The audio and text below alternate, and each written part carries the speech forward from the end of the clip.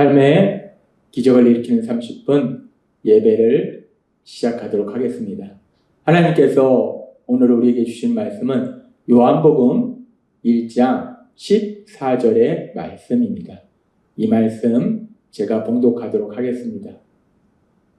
말씀이 육신이 되어 우리 가운데 거하심에 우리가 그의 영광을 보니 아버지의 독생자의 영광이요 은혜와 진리가 충만하더라. 아멘. 오늘도 이 시간 우리 사랑하신 하나님 우리에게 말씀하실 때 하나님의 말씀을 듣기 전에 잠시 기도하는 시간 갖도록 하겠습니다. 하나님 아버지, 오늘도 저희를 사랑하셔서 친히 저에게 찾아오시고 저에게 말씀하시니 감사합니다. 하나님 아버지, 저희가 예수님을 구주와 주님으로 믿고 이제 하나님의 사랑을 받는 아들과 딸로 이 땅을 살아갈 때 저희의 매일의 삶이 우리 눈에 보이는 것으로 살아가는 것이 아니라 하나님께서 저희에게 주신 그 약속의 말씀들, 그 말씀들을 믿는 믿음으로 살아감으로 인해서 이 땅 가운데 저희의 삶을 통해서 하나님의 크신 영광을 나타낼 수 있도록 역사하여 주옵소서. 예수님의 이름으로 감사하며 기도드리옵나이다. 아멘. 하나님께서는 요한복음의 말씀을 통해서 우리가 믿는 예수님에 대해서 말씀하시면서 요한복음 1장 1절은 이렇게 말씀합니다. 태초에 말씀이 계시니라. 이 말씀이 하나님과 함께 계셨으니 이 말씀은 곧 하나님이시니라. 아멘. 우리 예수님에 대해서 말씀하시면서 우리 예수님은 말씀이다. 태초에 하나님이 말씀을 통해서 이 땅을 창조하셨는데 우리 예수님이 말씀이시라는 거예요. 따라서 우리 예수님은 그 창조의 능력이시라는 거예요. 그렇게 우리 예수님은 창조의 능력이 되시는 것이고 또한 우리 예수님은 하나님이시다라고 말씀해요. 그렇게 우리 예수님은 창조의 능력을 가지신 하나님이신데 그러면서 성경은 놀라운 말씀을 하시는데 하나님이신 그 예수님에 대해서 놀라운 말씀을 하시는데 오늘 우리에게 주신 요한복음 1장 14절은 이렇게 말씀합니다. 말씀이 육신이 되어 우리 가운데 거하심에 우리가 그의 영광을 보니 아버지의 독생자의 영광이요 은혜와 진리가 충만하더라. 말씀이 육신이 되어 우리 가운데 거하심에 말씀이 육신이 되어 우리 가운데 거하심에 이 말씀은 하나님이신 예수님, 그 하나님이 친히 육신이 되어 우리와 똑같은 육체를 지닌 인간의 몸으로 이 땅에 오셨다라고 말씀한다. 우리가 알다시피 2000년 전 하나님이신 예수님, 우리가 똑같은 육체를 지닌 인간의 몸으로 이 땅에 태어나셨어요. 하나님이 신의 모습으로 이 땅에 오신 것이 아니라 하나님이 만드신 피조물에 불과한 창조물에 불과한 우리 인간의 몸으로 이 땅에 오셨다는 거예요. 우리는 이것을 신학적으로 성육신이다라고 말씀합니다. 우리 예수님이 하나님이 사람이 되셨다는 거예요. 하나님이 인간의 몸으로 오셨다는 거예요. 그렇게 우리 예수님은 친히 하나님이신데 인간의 몸을 입고 이 땅에 오셨어요. 우리와 똑같은 인간으로 오신 거예요. 우리 예수님은 하나님이신데 또 우리와 똑같은 인간이셨던 거예요. 그래서 우리 예수님이 그렇게 우리와 똑같은 인간이심을 우리는 성경의 말씀을 통해서 명확하게 알 수 있는데 요한복음 4장 6절은 이렇게 말씀합니다. 거기 또 야곱의 우물이 있더라.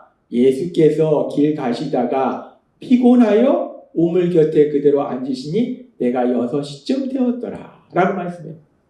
우리 예수님은 하나님이세요. 그런데 우리와 똑같은 인간을 지닌 육체의 몸을 지니고 이 땅에 오셨어요. 우리가 똑같은 육체를 지닌 인간을 오셨기 때문에 우리 예수님도 지금 이 말씀에 보니까 길을 가시다가 피곤하여 라고 말씀해요.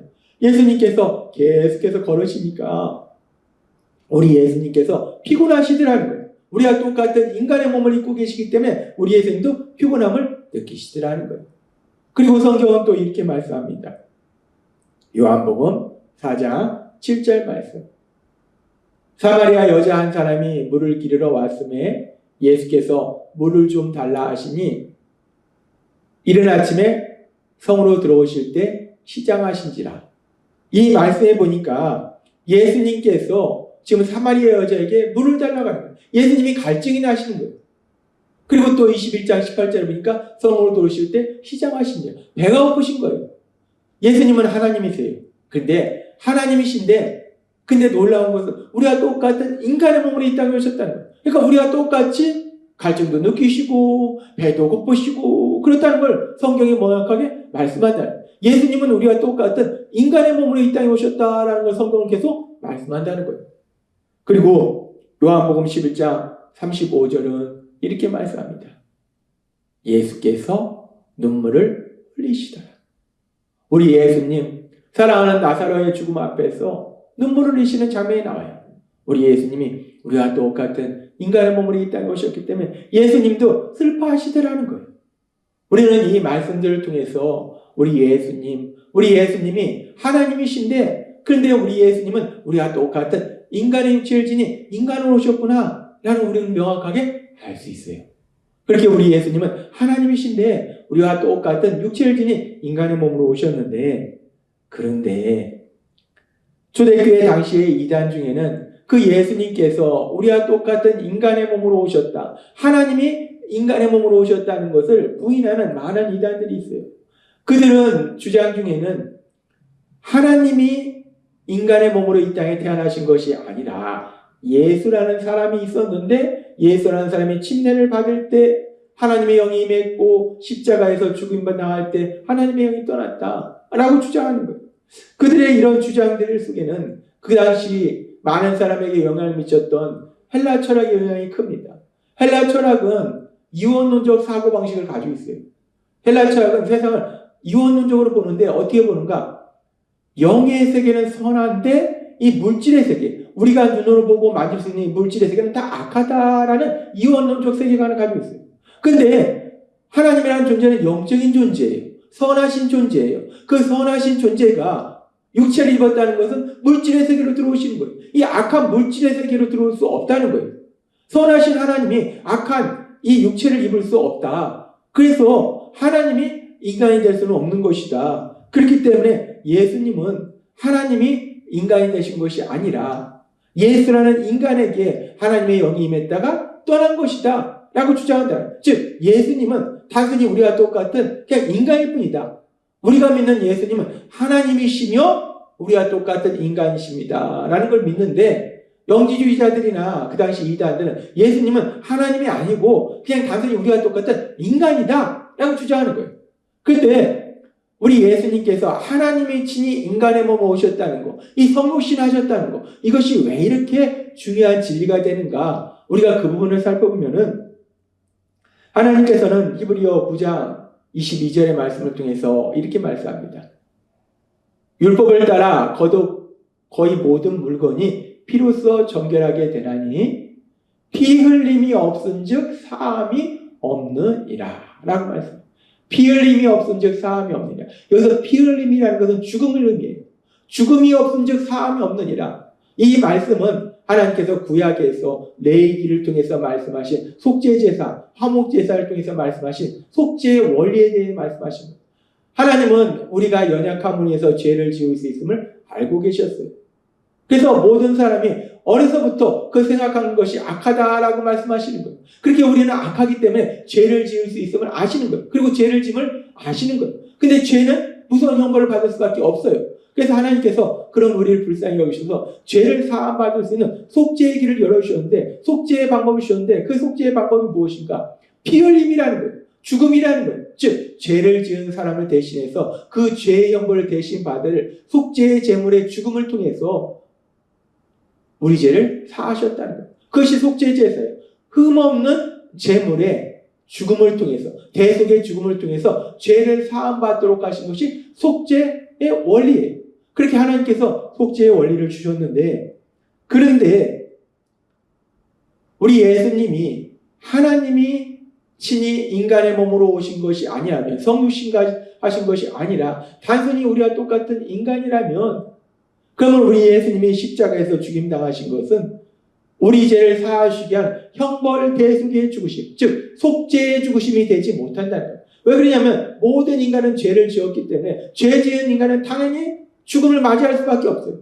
그래서 우리 예수님이 단순히 하나님은 아니고 단순히 인간이다 라고 얘기한다면 예수님의 십자가 죽으심은 모든 인간은 죄를 지었기 때문에 자신이 지은 죄에 대한 형벌을 받은 거에 불과한 거예요.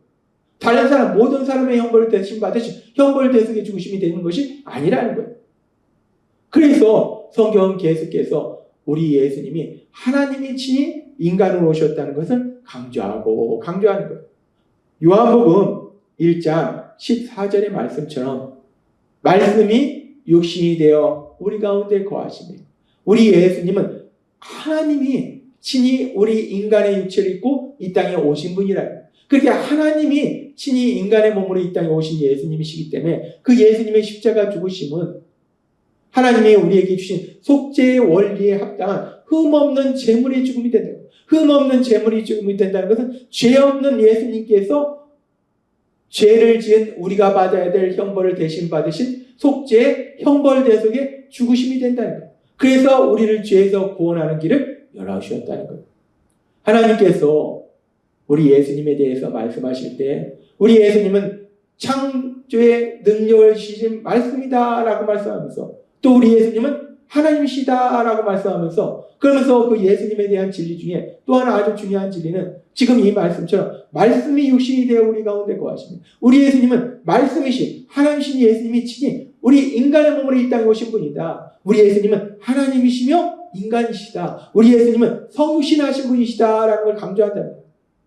그렇게 우리 예수님이 하나님이 인간으로 오셔서 십자가에 죽으셨기 때문에 성육신하셔서 십자가에 죽으셨기 때문에 그 예수님의 십자가 죽으심이 온전히 형벌 대속의 죽으심이 되어서 우리를 죄에서 구원하신 구원사역을 이루셨다는 것.